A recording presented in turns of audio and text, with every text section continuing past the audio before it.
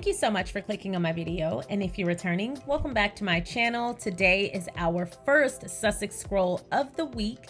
We will have another Sussex scroll because it was so much information. I didn't want to cram it all into one video, so I'm giving you two. So today's Sussex scroll will really focus on the updated news regarding Prince Harry, and the next one will be regarding Meghan Markle. So we have a few things on the docket. So first, we have Prince Charles struck a deal with Queen Elizabeth to ensure that Camilla would get the Queen Consort title. Travelport has now joined Travelist and their Sustainable Travel Coalition. And third, and most important, honestly, this is my favorite piece of news, and I was excited to talk about this. I have this amazing article that talks about the truth behind Spare. Let's get into it.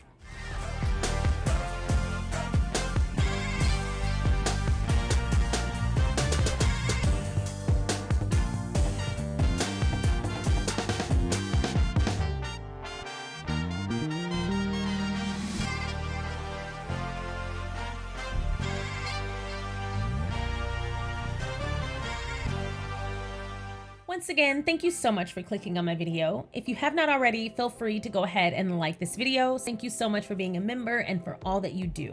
Now, as far as the Sussex scroll, the first Sussex scroll of the week, I have a range of topics. So first we're gonna start with Prince Charles's deal that he supposedly struck with Queen Elizabeth, obviously prior to her death, to ensure that Camilla got the Queen Consort title.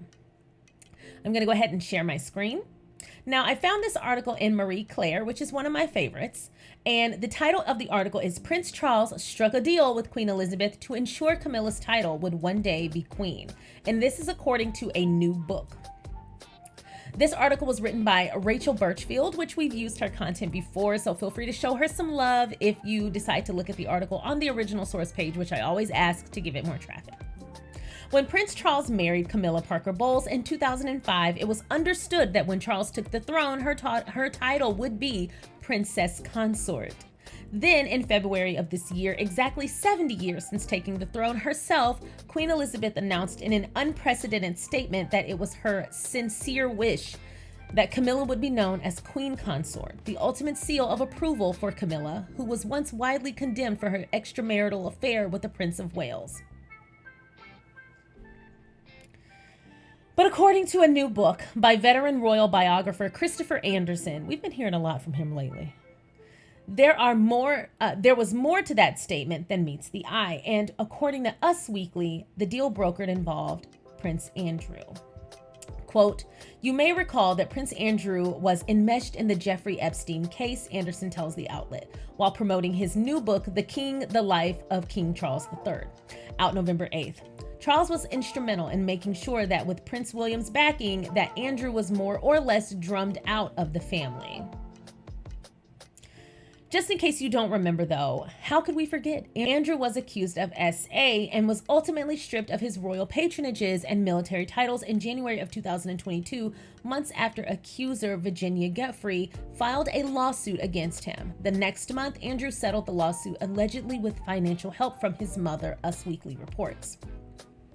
Her late majesty, quote, was going to dip into her personal pocket to help pay the settlement fee, Anderson says, noting that Andrew was the late queen's favorite. Quote, now that meant really, because Charles just was going to be the heir, that this was also money that would have come to him eventually, Anderson says. While Charles could have objected, the royal expert says he instead used the moment to broker a deal in favor of the love of his life, let it slide, if the queen would publicly endorse Camilla as future queen consort. Quote, and so in a kind of an unspoken implicit deal, this was the trade-off, Anderson says, and that announcement was made. It was very abrupt. You may recall, I do remember that being like, the hell? It was something that took everybody by surprise. So she was so against Camilla ever becoming queen for decades and decades that it was a complete about face, and that I think shocked a lot of people. Mind blown. So what do you think of the deal? I assumed something like that happened, honestly. And to be fair, this is not something that I even really care about, but I just thought it was a new development. Chris Anderson has been making a lot of claims. Isn't he the same one who said that Prince Charles was so heartbroken at Meghan expressing her disdain for royal life. Meanwhile, he didn't do anything to make sure that the trolls were at bay. And by trolls, that's all encompassing. So, I mean, you can take that with a grain of salt. So the next article that I want to talk about is Travelport joins Travelist in Sustainable Travel Coalition. Now, this article is by Rob Gill, and this was published on November 7th. And this is on businesstravelnewseurope.com, and the link is in the description box, obviously. Travel technology giant Travelport has become the latest company to join Travelist Sustainable Travel Coalition. Travelport said it would implement Travelist methodology for emissions reporting, as well as providing tools within its Travelport booking platform to allow TMCs and travel agencies to sell the most eco-friendly offers and report on sustainability. That is incredible. Travelist was set up by Prince Harry, Duke of Sussex, and its members already include fellow travel tech firm Amadeus, alongside Booking.com, Expedia Group, search giant Google, and payment specialist Visa, among others. The coalition is developing a framework of shared principles and preferred methodology for reporting sustainability, with an initial focus on aviation and accommodation. Sally Davy, CEO of Travelist, said Travelport will bring in invaluable knowledge and expertise in helping us drive mass adoption of sustainability standards, with its integral role connecting agencies and suppliers. Our shared commitment to industry-wide collaboration and simplifying how information about sustainable offers is shared and reported will be a tremendous asset to the travel agency community. Travelport has also recently joined GBTA Sustainability Program as a founding partner on the Sustainability Leadership Council to support the corporate travel sector. Tom Kershaw, Chief of Product and Technology Officer at Travelport, said, "It is incredibly important for us to take action and collaborate as an industry on unifying and scaling the way we report on sustainability standards so everyone can become informed and make sustainable travel more feasible for corporates, agents, and travelers." He added that Travelport could help travel retailers such as TMCs to determine the best eco-friendly travel itineraries. This is so important. The more people that get on board with eco-friendly and sustainability practices when it comes to travel, the better it is on the environment and on us. So as a traveler, I do depend on the entities that I hire and I service to try and find the most eco-friendly options. That is a lot of work, even just planning a trip. So just let me make this my experience. When planning a trip, it is difficult. You're planning the travel, you're planning the destination, you're planning the stay, the lodging, the food. You're planning pretty much everything regarding that. Then you have this extra layer of, is this the most eco-friendly and sustainable option? You're looking at clothes, you're looking at food, you're looking at food options, you're looking at what's culturally acceptable in the area that you're traveling to. You're looking at all these different factors. So for the travel sector to take on some of that heavy burden, I couldn't be more enthralled about it, because it helps to make travel easier, but also a lot more guilt-free. Also, carbon emissions, those are things that I think about. Now, I fly commercial, but if you're a high roller and you're flying private, great, that's fantastic. But if you're using an agency, it's great that the agency now has the option to offer you the most sustainable route, or the most sustainable practices, and the most mission-friendly, environmentally friendly option. So I'm glad that they're getting more people on board. This is part of what I was talking about with Prince Harry actually doing the work that has long-term effects. He's not just out here cutting ribbons. This is impactful for everyone. This is a global asset, not just American, not just for those in the UK or for Europe. This is for everyone, because the more we protect our environment, the longer we have life here on Earth. I don't think people realize how drastic that is. We are literally poisoning and killing our Earth. So it's important that we start making drastic changes to the way that we do things, so that we can not only sustain life in a healthy manner, but sustain life long term. I was excited to talk about that. Fantastic. Way to go, travelers. Way to go, all of those who are partners and affiliates of the program. I'm excited to see this continue to develop as well. Last on the docket. So, as you know, we've talked about Spare. It's coming out in January. I'm really excited to read it. But there have been a lot of false claims and falsehoods put out there about Spare in order to discredit it. So I wanted to read this article by Omid Scobie, who I have come to trust as a reporter to give us the real.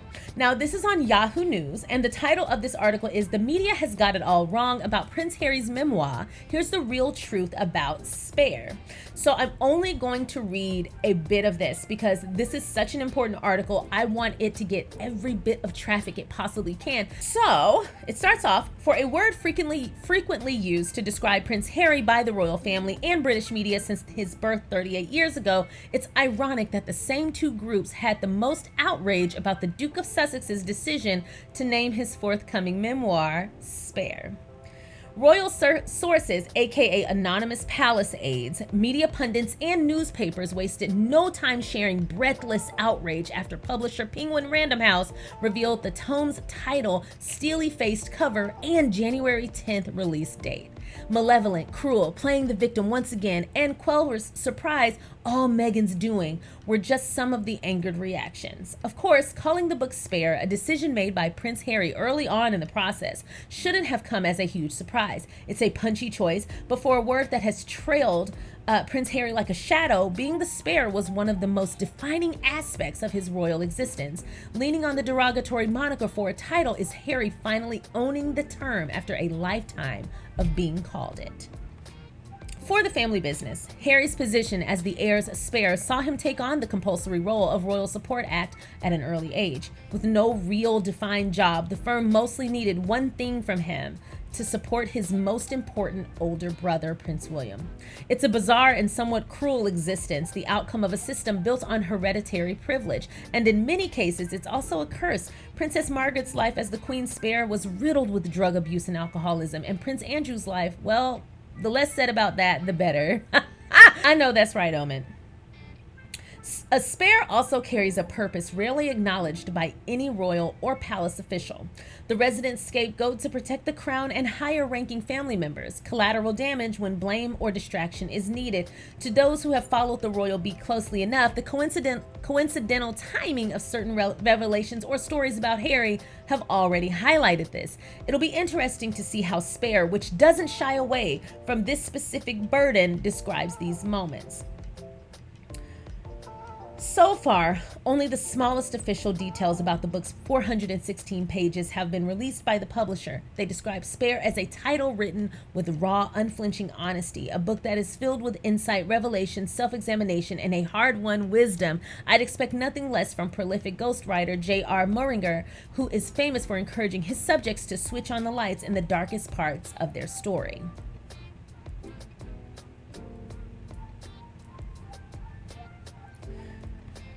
So I don't want to share too much. I'm only going to share that much of the article because I still wanted to pack the punch needed to really enjoy it and appreciate it when you read it yourself. I also wanted to get as much traffic as possible, but basically the article states that it's not going to be hyperbolic in any way. The book is going to be honest, true, real, and it's going to be a defining moment in royal history. I think that's goes without saying, to be fair. What I feel is that Prince Harry has done his royal duty for a very long time, and that he's gone above and beyond that.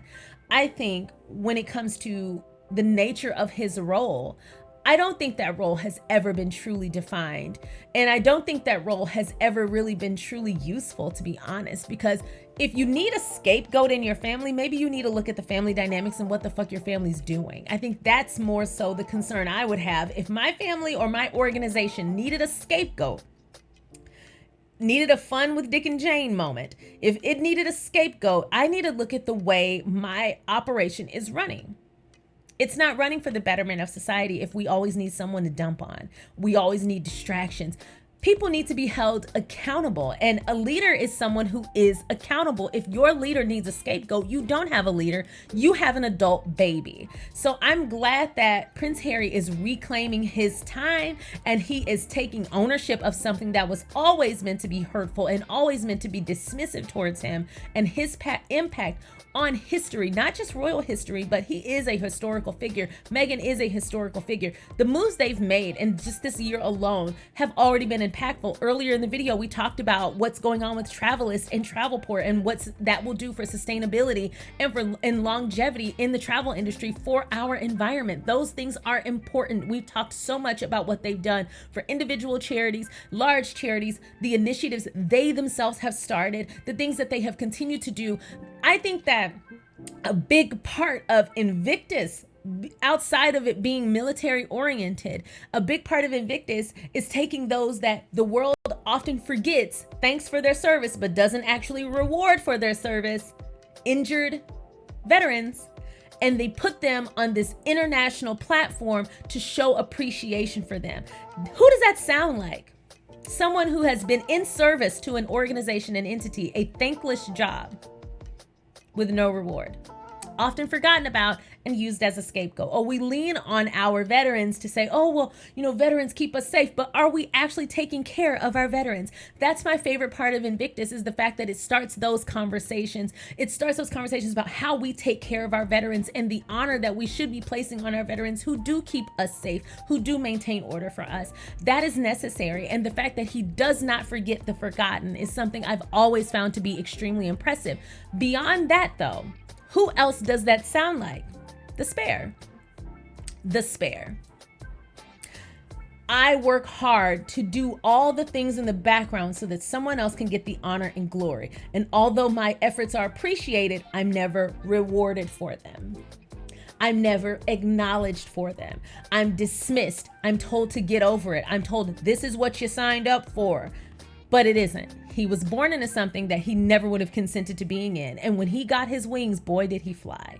So I am excited to read Spare. And I'm so glad that Omid Scobie got in there by writing these articles, by debating the trolls, by putting it out there that Prince Harry has no interest in getting this kind of victim name. He's actually not a victim. He's a survivor. And Spare is going to show us just how much he did survive. If you aren't interested in reading Spare, don't.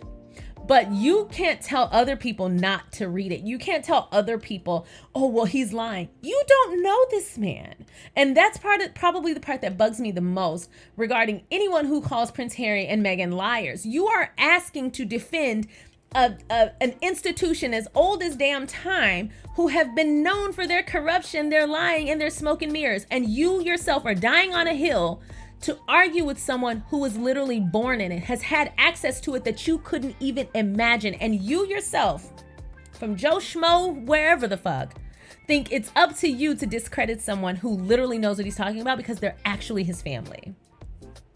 So I am excited to read Prince Harry telling the truth. I am excited to find out exactly what his journey has been like from his perspective. And I am so glad that Omid Scobie wrote this article and shed light on the fact that it is resilient and it is truth and it is showing his perseverance and that it is raw and unfiltered. I am really excited about this book. This is probably my most anticipated book in a very long time, outside of when I found out about Becoming. I mean, when I found out Becoming was on its way, I literally was like, okay, the day that book comes out, don't talk to me. And I'm kind of having the same moment all over again. So yeah, when Spare comes out January 10th, you will not see me on this channel.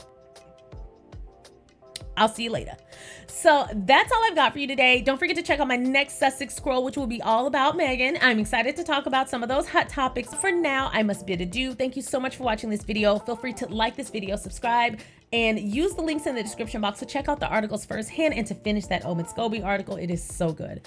Thank you so much for watching, and I'll see you next time. Bye.